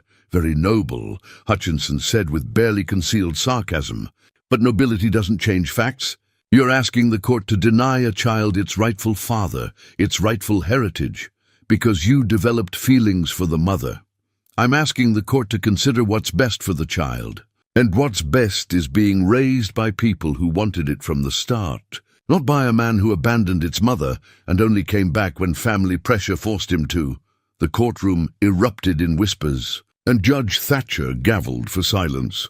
Tom Brennan testified next, presenting the evidence he had gathered about Clayton's past. 2 women from different cities had provided sworn statements describing how Clayton had courted them, promised marriage, and disappeared when complications arose. One of the women had borne a child that Clayton refused to acknowledge. Hutchinson objected strenuously, arguing that past behavior had no bearing on Clayton's current intentions. But the judge allowed the testimony, his expression thoughtful. Dr. Webb took the stand and described Emma's health crisis, Jacob's fierce determination to get her medical care, and the obvious devotion between them. "I've delivered many babies in this territory," Dr. Webb said. "I've seen all kinds of families. What Mr. and Mrs. Monroe have is real. That child will be loved and cherished, not used as a pawn to restore a family's reputation." Finally, Emma herself testified. She was visibly nervous, her hands trembling as she swore her oath. But when she began to speak, her voice was steady. She described meeting Clayton, his promises, and his abandonment. She described the shame and fear she had felt, and then Jacob's unexpected kindness. "Mr. Monroe saved my life," she said simply. "Not just by taking me in, but by treating me with dignity when the world told me I had none left. He married me to protect me, but he stayed married to me because we love each other. This baby," her hand moved to her belly, "this baby has kicked against its father's hand. It knows his voice. It responds to his touch. Biology may have brought this child into being, but love will raise it. And that love comes from Jacob Monroe, not Clayton Birch." When she stepped down, there wasn't a dry eye among the women in the courtroom. Clayton took the stand in his own defense, and Jacob watched carefully as the man presented himself. He was polished, apologetic, seemingly sincere. He spoke about being young and foolish, about panicking when faced with the responsibility of fatherhood. He claimed he had tried to find Emma but didn't know where she had gone. "I want to do right by my child," Clayton said earnestly. "I want to be the father I should have been from the start." But under Davies' cross-examination, cracks began to show. "Mr. Birch, in your previous testimony, you said you tried to find Emma. How hard did you try?" I made inquiries. Did you hire a detective? Post notices? Contact law enforcement?" "Well, no, but so you made no real effort to locate the mother of your child for nearly 9 months?" I had business obligations that took you to St. Louis and Chicago, where coincidentally 2 other women claim you abandoned them in similar circumstances. Those allegations are unproven, but not denied. Mr. Birch, isn't it true that you're only here now because your father insisted? Because the Birch family reputation couldn't withstand another scandal? Clayton's composure cracked completely. My reasons don't matter. That baby is mine by blood, and the law should recognize that. Judge Thatcher called for a recess, and the courtroom emptied into the hallway. Jacob found Emma surrounded by supportive women, and he pushed through to her side. You were perfect, he told her. So brave. I was terrified. It didn't show. When they reconvened, Judge Thatcher looked weary, as if the weight of Solomon's wisdom rested heavily on his shoulders. This is not an easy decision, he began. The law generally favors biological parents. However, the law also requires that I consider the best interests of the child. Jacob felt Emma's hand grip his, her nails digging into his palm. I am troubled by Mr. Birch's history and by the timing of his sudden interest in fatherhood. I'm impressed by Mr. Monroe's character and by the genuine love evident between him and Mrs. Monroe. However, I cannot ignore the biological reality of paternity. Jacob's heart sank. Therefore, I am ruling as follows. The silence in the courtroom was absolute, as everyone waited for Judge Thatcher to continue. Emma's hand was crushing Jacob's, her face pale as death. I'm ruling that custody of the child shall remain with Emma Monroe and her husband, Jacob Monroe.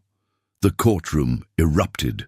Emma gasped, her free hand flying to her mouth. Jacob closed his eyes, overwhelmed with relief. Clayton's father leaped to his feet, shouting objections that were drowned out by the cheering from the women in attendance. Judge Thatcher gavelled for order, his expression stern. However, he continued, raising his voice over the din, Mr. Birch shall be granted visitation rights, to be determined at a later date, when the child is older, and such contact would not be disruptive to the infant's welfare. Your Honor, this is outrageous, Hutchinson began, but the judge cut him off. My decision stands. Mr. and Mrs. Monroe have demonstrated the capacity to provide a loving, stable home. Mr. Birch has demonstrated only a belated and self-serving interest in paternity. The child's welfare is paramount, and I believe it is best served by remaining with the Monroes. This court is adjourned. Jacob turned to Emma and found her sobbing, but these were tears of joy and relief. He pulled her into his arms, holding her as carefully as he would hold something infinitely precious. It's over, he whispered. She's ours. The baby is ours. Around them, friends and supporters pressed close, offering congratulations. Clara Brennan was crying openly. Tom clapped Jacob on the shoulder so hard it nearly knocked him over. Mrs. Green simply nodded, satisfied, as if she had known all along how it would turn out.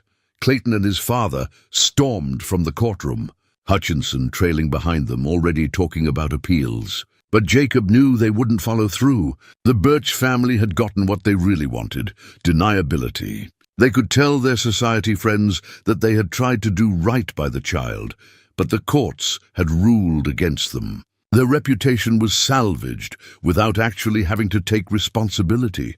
That evening, back at the ranch, Jacob and Emma sat together in the nursery. The cradle Jacob had built gleamed in the lamplight, waiting. I can't believe it's really over, Emma said softly. It's over. You're safe. The baby is safe. Emma took his hand and placed it on her belly. Feel that? She's celebrating too. I've been thinking it's a girl. Call it mother's intuition. Jacob felt the baby moving beneath his palm, strong and active. His daughter. Not by blood, but by choice and love, and the covenant he had made before God and the law. Grace, he said. Grace Monroe? Grace Monroe? Emma repeated, smiling through fresh tears. It's perfect.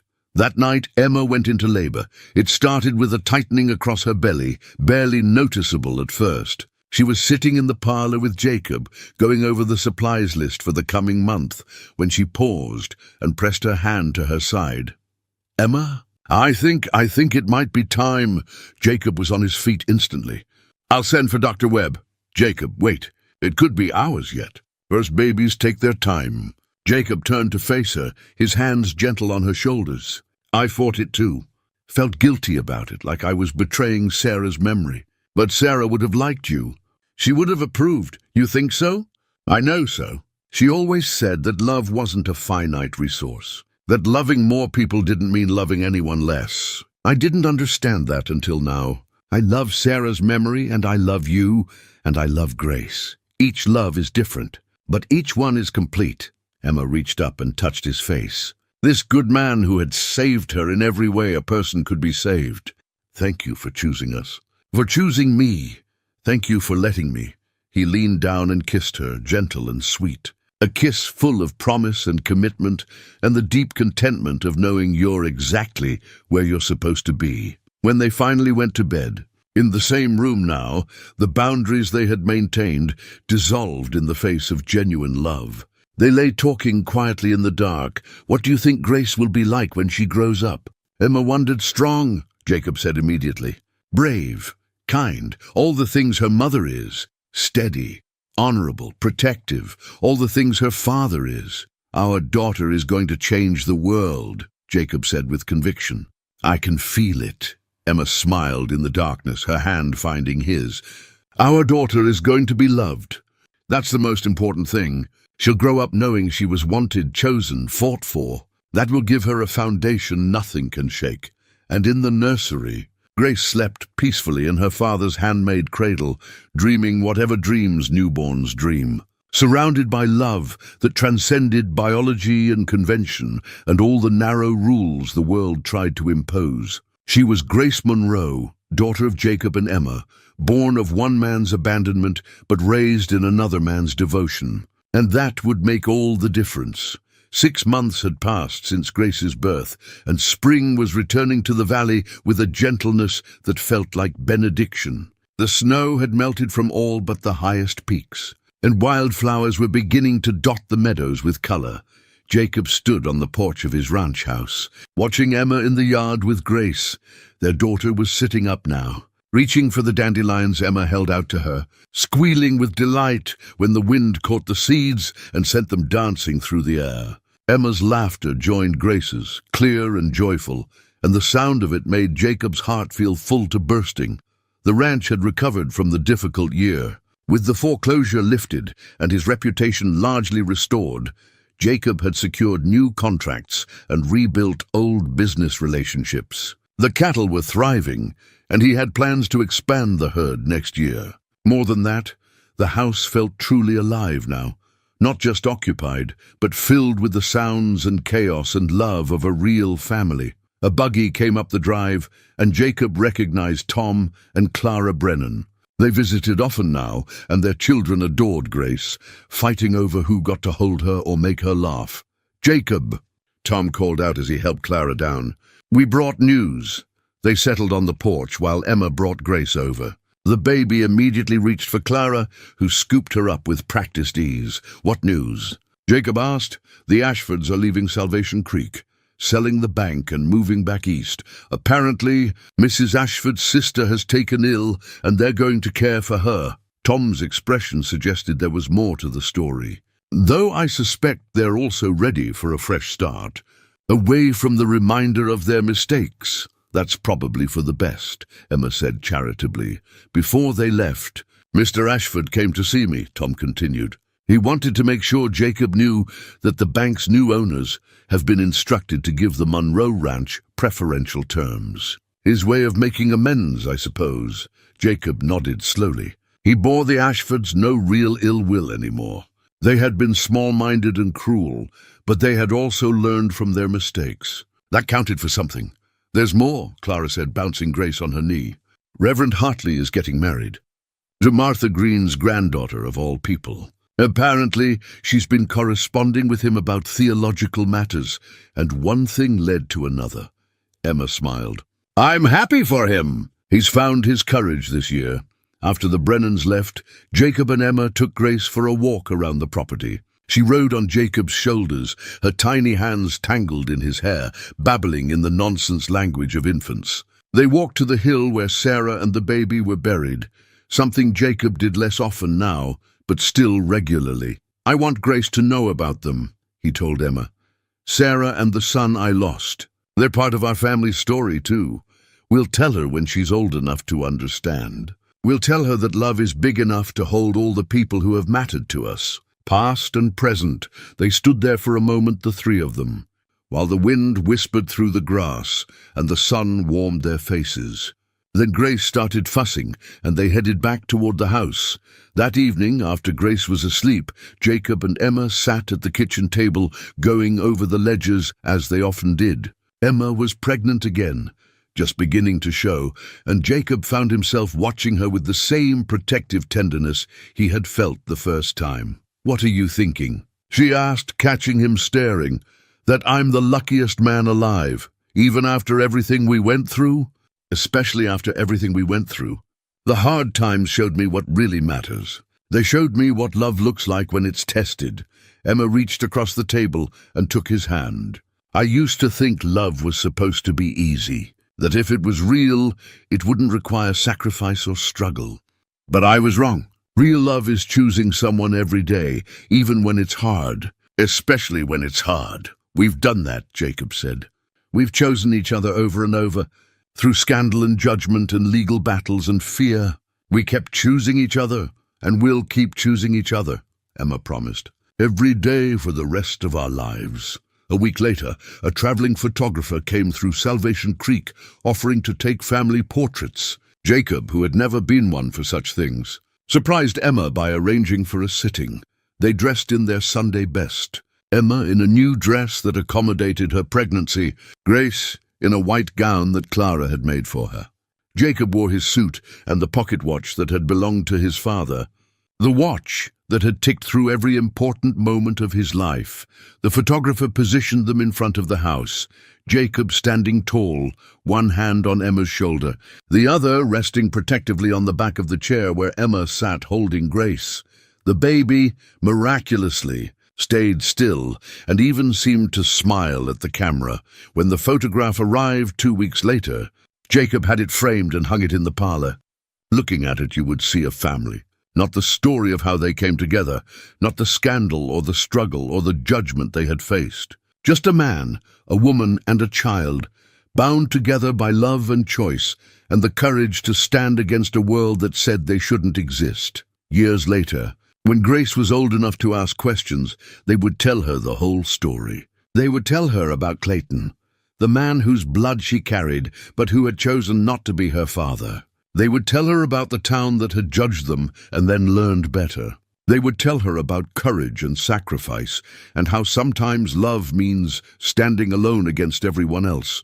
But most of all, they would tell her that she was wanted, that she was chosen, that from the moment Jacob first felt her kick in Emma's womb, he had loved her completely, that she had been worth every sacrifice, every struggle, every moment of doubt and fear. And Grace would grow up knowing what it meant to be truly loved, not because of biology or obligation, but because two people had looked at each other and at her and decided that together they were family. That knowledge would shape her into someone who understood that families are built, not just born. That love is active, not passive. That courage sometimes looks like a giant of a man standing beside a woman the world had cast aside, saying simply, "She's mine to protect." As summer settled over the valley and the ranch continued its quiet rhythms, Jacob Monroe often found himself standing on his porch in the evening, watching the sun set over the mountains while Emma rocked Grace to sleep inside. He would think about the journey that had brought them here, about all the moments when he could have chosen differently and how radically that would have changed everything. He thought about the morning he had found Emma sick in the kitchen, the moment of realization when he understood she was pregnant. He could have turned her out then. Most men would have. Society certainly expected it. But something in him, some inheritance from his father, some lesson learned from his own losses, had whispered that there was a better way. The pocket watch in his vest ticked steadily, marking the passage of time the way it always had. His father had given it to him with those words about character being measured by who you protect. Jacob finally understood what his father had meant. Real strength wasn't about physical power or financial success or social standing. Real strength was about using whatever power you had to shield those who couldn't shield themselves. Inside the house, he could hear Emma singing softly to Grace, an old lullaby her own mother had sung to her. The sound drifted out through the open window, mixing with the evening songs of crickets and the distant call of an owl. This was home, Jacob thought. Not just the building or the land, but these sounds, these people, this love. A rider appeared on the horizon, and as he drew closer, Jacob recognized Samuel Hutchins, the old rancher who had spoken to him before the custody hearing. Samuel dismounted and accepted Jacob's offer of coffee, and they sat together on the porch as the last light faded from the sky.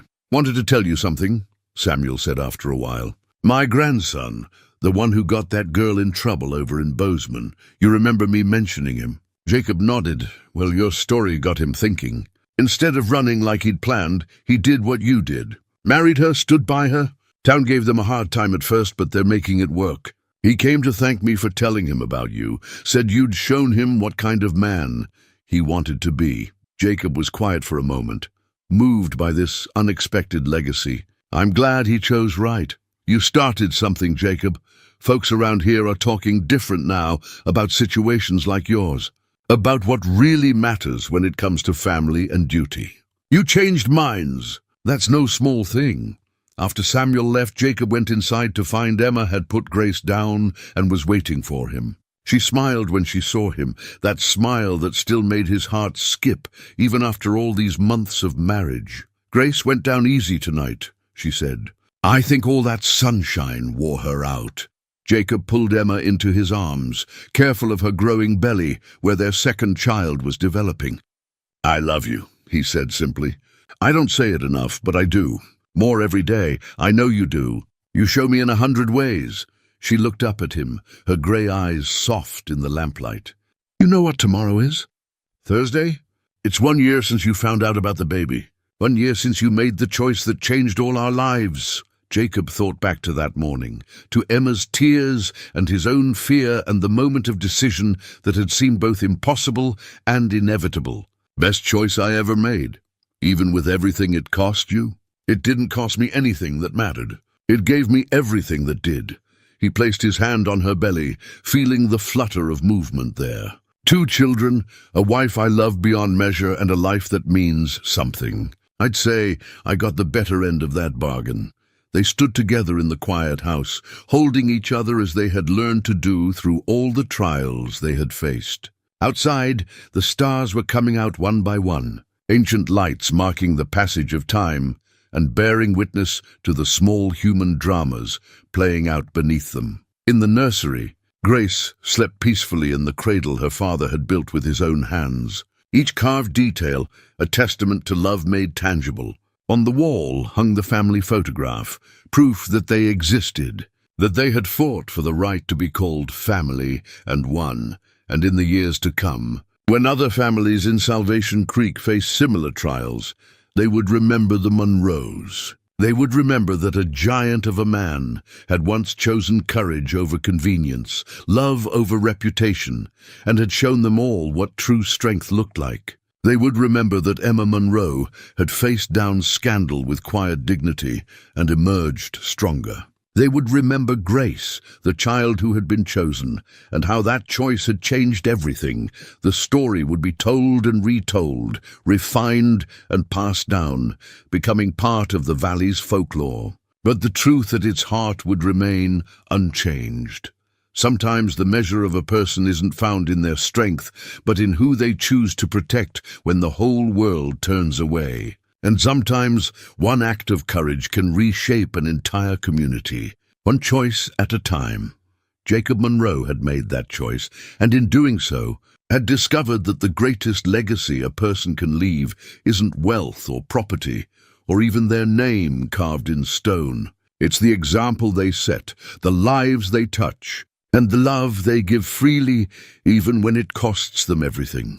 As the Montana night deepened and the wind whispered through the valley, carrying the scent of wildflowers and promise, the Monroe family slept peacefully in the house that love had transformed into a home. And that, in the end, was everything that mattered.